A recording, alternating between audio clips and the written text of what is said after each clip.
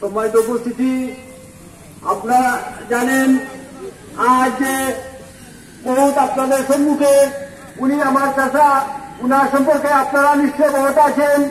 ইতিপূর্বে অনেকেই বলেছেন উনি উনার জীবনে যা কিছু করেছেন, আমার জানা মতো আউস্তাদ মসজিদ, কেউতল মসজিদ, নজরুল মাদ্রাসা, অনেক কিছুতে উনি এমন ভাবে শ্রম দিয়েছেন। উনার সাথে আমি অনেক সময় সহযোগিতা করেছি, কিন্তু উনার মতো কেউ পারেনি।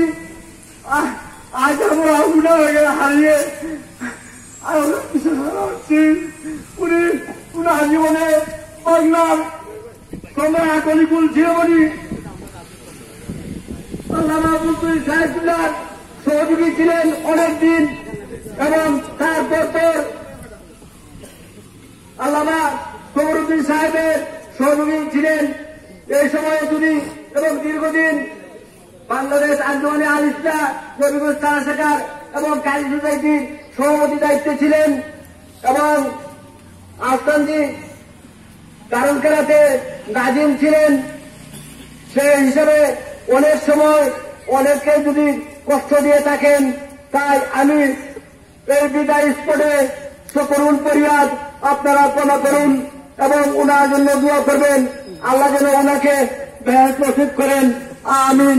ওয়া আখিরু দাওয়ানা আলহামদুলিল্লাহি রাব্বিল আলামিন।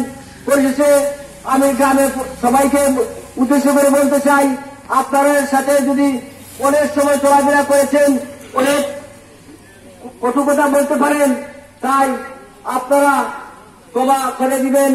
আমি উনার পক্ষ থেকে, উনার ছেলে বাহিরে, তাই আমি উনার বাতিজা হিসাবে আপনার কাছে দু হাতে ক্ষমা চাচ্ছি, আপনারা ক্ষমা করে দিবেন। পরিশেষে বাইরে মেহমানদের জন্য আমরা হালকা খানি ব্যবস্থা করেছি, অনুগ্রহপূর্বক আপনারা একটু পেয়ে যাবেন। আর আমি আরেকটি কথা বলতে চাই, আপনাদের যদি কেউ উনার কাছে টাকা পয়সা পান, তাহলে আমরা উনার ওয়ারিশান আছি ইনশাল্লাহ, আপনারা আমাদের সাথে যোগাযোগ করবেন, ইনশাল্লাহ আমরা আপনাদের ঋণ পরিশোধ করব। এ বলে আমি আমার সংক্ষিপ্ত বক্তব্য শেষ করছি। আসসালামু আলাইকুম।